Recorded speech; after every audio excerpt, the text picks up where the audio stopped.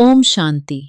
आज सुनेंगे 8 मई 2026 के ईश्वरीय मुरली। पहले सुनते हैं मुरली के मुख्य पॉइंट्स। बाबा ने कहा, अभी तुम शूद्र घराने से निकल ब्राह्मण घराने में आए हो। बाप ने ब्रह्मा मुख से तुम्हें अडैप्ट किया है, तो इसी खुशी में रहो। निराकार शिव पिता है और ब्रह्मा माता है। यह गुह्य राज ब्राह्मण कुल के बच्चे ही समझ सकते हैं। बाबा ने कहा, पतित पावन एक ही बाप है। सारी दुनिया तमो प्रधान पतित है। नई दुनिया पावन और पुरानी दुनिया पतित। सतयुग में सिर्फ भारतवासी देवी देवता थे। बाबा ने कहा, विश्व के मालिक बाहुबल से नहीं बल्कि योग बल से बनते हैं। लक्ष्मी नारायण को यह राजधानी बाप ने दी थी। अभी हम फिर से योग बल से स्वर्ग का वर्षा ले रहे हैं। बाबा ने कहा, सवेरे उठकर बाप की याद में बैठो और धारणा करो, जो समझा है वह दूसरों को समझाओ। यही तुम्हारा धंधा है कि ज्ञान सुनकर सबको सुनाओ। अब सुनते हैं मुरली को विस्तार से। मुरली का सार। मीठे बच्चे, अभी तुम शूद्र घराने से निकल ब्राह्मण घराने में आए हो। बाप ने ब्रह्मा मुख से तुम्हें एडैप्ट किया है, तो इसी खुशी में रहो। आज का प्रश्न है, कौन सा गुह्यराज ब्राह्मण कुल वाले बच्चे ही समझ सकते हैं? उत्तर है, निराकार शिव बाबा हमारा पिता है और यह ब्रह्मा हमारी माता है। निराकार भगवान कैसे मात पिता बंधु सखा बनते हैं, यह गुह्य गुप्त राज ब्राह्मण कुल के बच्चे ही समझ सकते हैं। उसमें भी जो दैवी कुल में ऊंच पद पाने वाले हैं, वही यह राज यथार्थ रीति समझेंगे। ओम शांति। बच्चे बैठे हैं, समझ रहे हैं कि हमारा बाप दादा आया हुआ है। बाप तो इकट्ठा हो जाता है, दादा के साथ तो कहेंगे बाप दादा आए हैं। वह टीचर भी है। बाप दादा के बिगर तो कुछ बता न सके। बुद्धि चलनी चाहिए, क्योंकि यह नई बात है ना। अज्ञान काल में याद करते हैं सिंगल को, कहेंगे हमारा गुरु फलानी जगह है।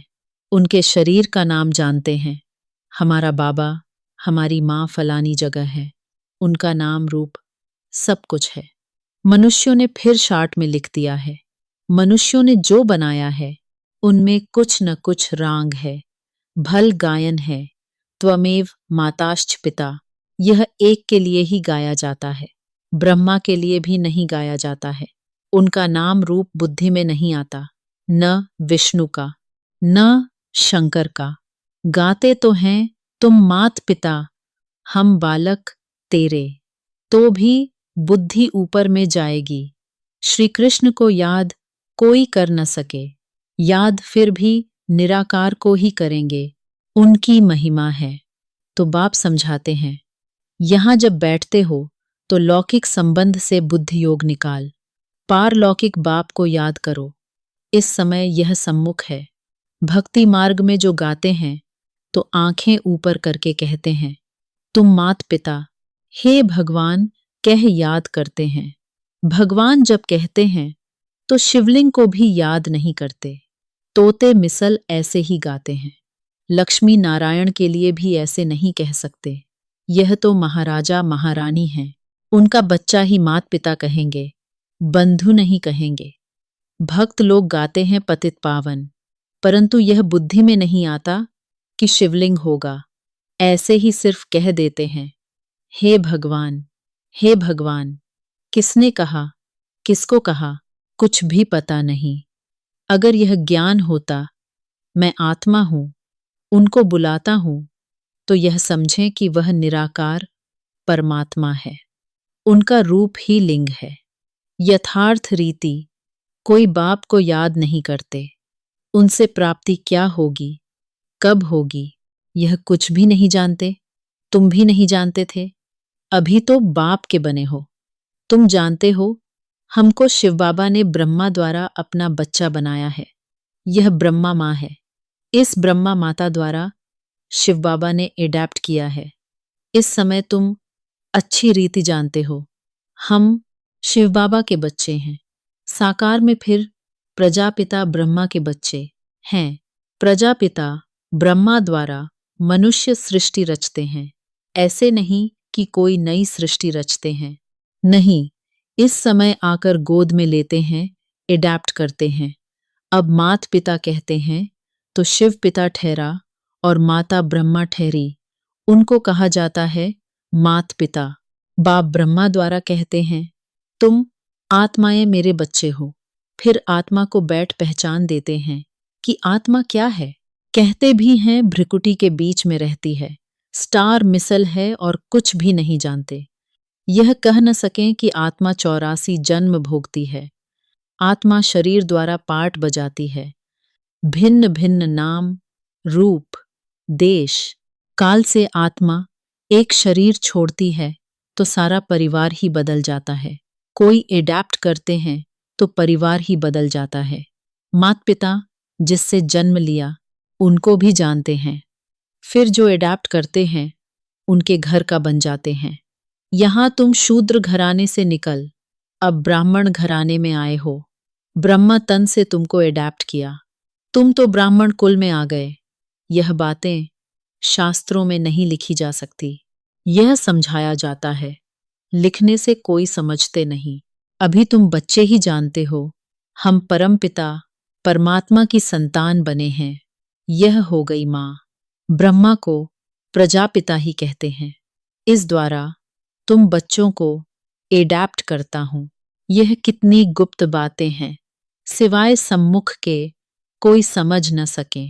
समझेंगे भी वह जो इस ब्राह्मण कुल के होंगे, दैवी कुल में ऊंच पद पाने वाले होंगे।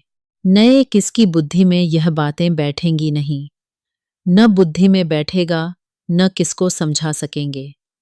तुम्हारे में भी नंबरवार पुरुषार्थ अनुसार हैं, जिनकी बुद्धि में बैठता है। गाया जाता है त्वमेव माताश्च पिता, याद किया जाता है शिव बाबा को। फिर कहते हैं तुम मात पिता, एक बाप फिर मात पिता। कैसे? यह बातें और कोई समझा न सके। जैसे शास्त्रों में व्यास ने जो लिखा है वह मनुष्यों ने कंठ कर लिया है, वैसे तुमको भी कहेंगे। तुमको कोई ने बताया है, तुमने कंठ कर दिया है। नए मनुष्य के लिए समझना बड़ा मुश्किल है। यहाँ रहने वाले भी कोई किसको इतना भी समझा नहीं सकते। तुम आत्मा हो, तुम्हारा बाप परम पिता परमात्मा है। वह बेहद का बाप ही बेहद का वर्षा देते हैं। वर्षा दिया था, फिर पुनर्जन्म लेते लेते 84 जन्म पूरे हुए। अब बाप फिर वर्षा देने आए हैं। यह किसको समझाना कितना सहज है। तुम मात पिता किसको कहा जाता है, विचार की बात है ना। ब्रह्मा द्वारा एडैप्ट करते हैं, फिर माँ भी जरूर चाहिए। तो जो अनन्य बच्ची होती है, ड्रामा प्लान अनुसार उनको जगत अम्बा का टाइटल दिया जाता है। मेल को जगत अम्बा नहीं कह सकते, इनको जगत पिता कहेंगे। इनका प्रजापिता नाम मशहूर है। अच्छा, प्रजा माता कहाँ? तो एडैप्ट किया जाता है माता को। आदि देव तो है, फिर आदि देवी को मुकर्रर किया जाता है। जगत अम्बा तो एक ही है, उनकी ही महिमा है। जगत अम्बा पर कितना मेला लगता है, परंतु उनके ऑक्यूपेशन को कोई नहीं जानते।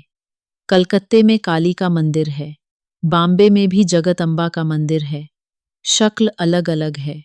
जगत अम्बा है कौन, यह कोई नहीं जानते। उनको भी भगवती कहते हैं।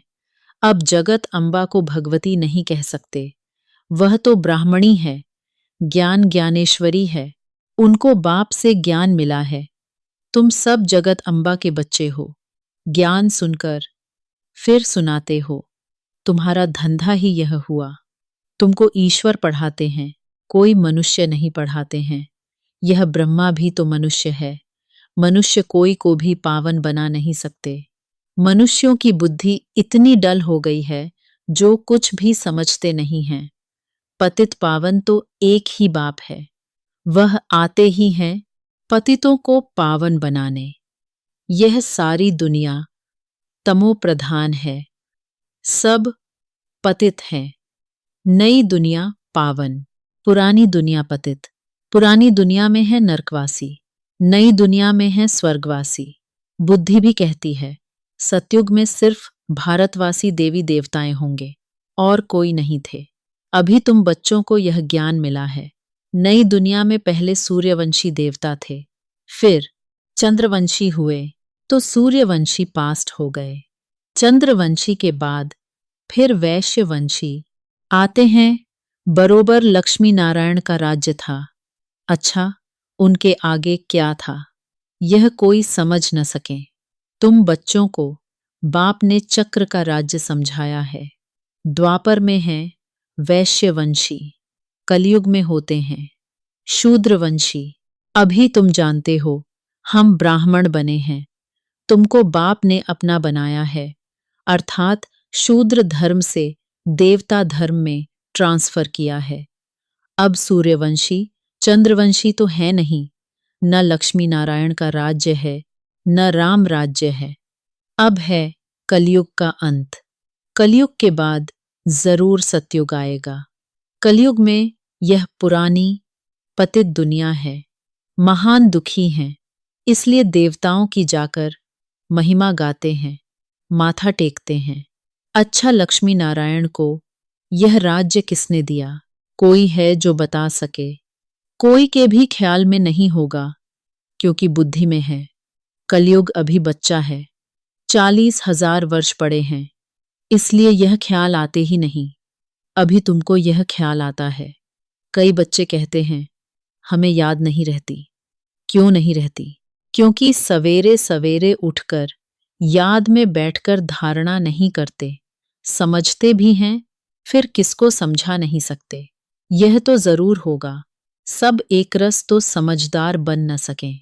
समझदार भी चाहिए, बेसमझ भी चाहिए। बहुत समझदार तो जाकर राजा रानी बनेंगे। जितना जितना जो जास्ती समझते और समझाते हैं, उनका नाम बाला होता है। प्रदर्शनियां होती हैं तो लिखते हैं बाबा फलानी को भेज दो, तो क्या तुम नहीं समझा सकते हो? बाबा उनकी प्रैक्टिस जास्ती है, हम थोड़े कच्चे हैं। बाबा खुद भी कहते हैं कहाँ से भी निमंत्रण मिलता है तो लिखकर भेजो। कौन कौन है तो हम देखेंगे किस किस को भेजना चाहिए। सन्यासी भी उस निमंत्रण पर हैं क्या? फिर बहुत अच्छी ब्रह्मा कुमारी को भेजना होगा। अच्छा कुमार का है, मनोहर है, गंगे है, इसमें से किसी को भेज दो। बच्चे तो ढेर हैं, जगदीश को भेज दो, रमेश को भेज दो। तुम भी समझते हो, एक दो से होशियार हैं, जैसे जज मजिस्ट्रेट होते हैं, एक दो से होशियार होते हैं। गवर्नमेंट जानती है एक दो से होशियार हैं, तब तो केस एक दो से ऊपर जाते हैं। फिर हाईकोर्ट में जाओ, फिर उनसे ऊपर। उसने भी जजमेंट ठीक न दी तो फिर उससे ऊपर जाएंगे। इनके ऊपर तुम रहम करो। अब यह सब बातें यहां होती हैं। सतयुग त्रेता में होती नहीं। फिर द्वापर में राजा रानी का राज्य होता है।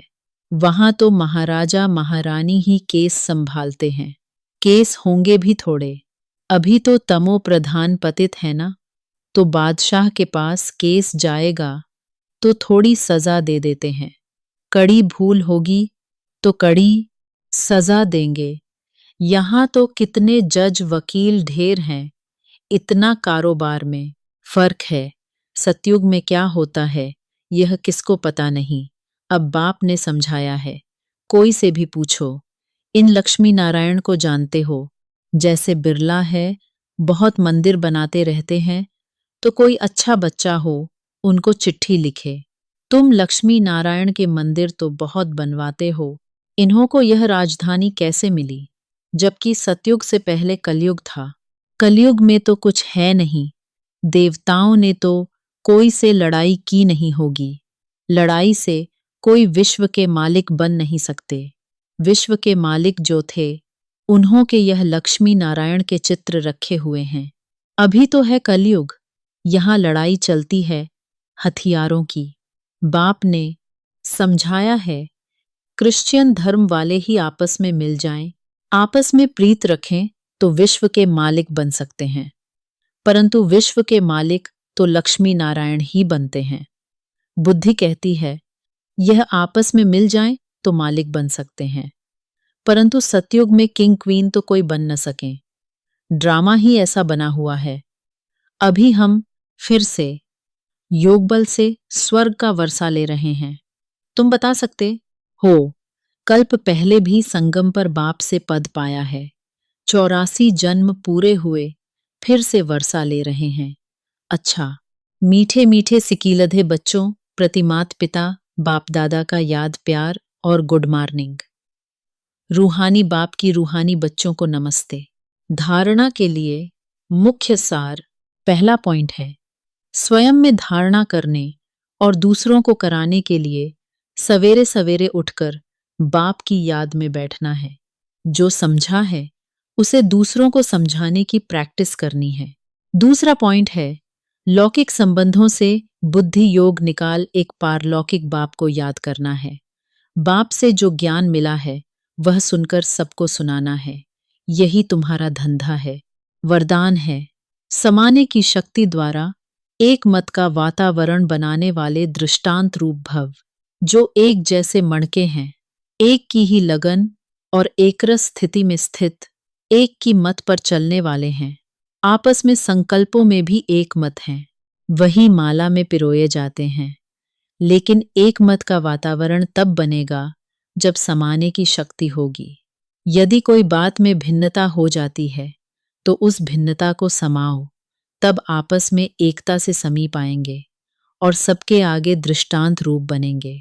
आज का स्लोगन है, हर संकल्प, वाणी और कर्म में रूहानियत धारण करो, तब सर्विस में रौनक आएगी। आज के अव्यक्त इशारे, सदा अचल अडोल एकरस स्थिति का अनुभव करो।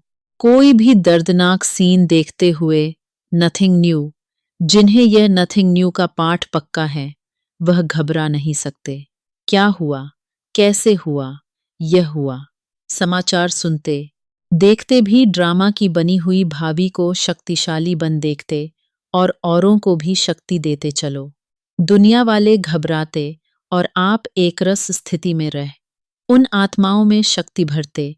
जो भी संपर्क में आए उसे शक्तियों का, शांति का दान देते चलो। ओम शांति मीठे बच्चे।